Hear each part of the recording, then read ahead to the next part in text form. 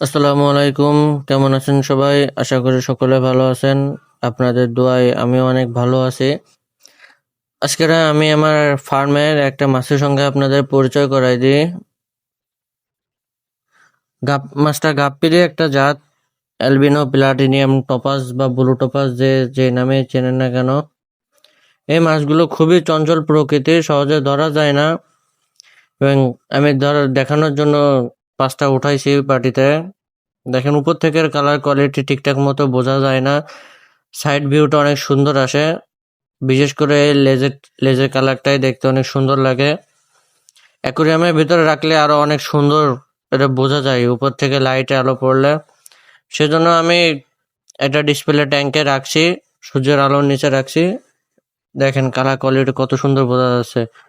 যদি এটা আরো বড় অ্যাকুরিয়ামের ভিতর রাখা হতো আরো সুন্দর লাগতো দেখতে। এদের যে লেজের যে কালারটা, এটাই হচ্ছে সব থেকে বেশি সুন্দর লাগে।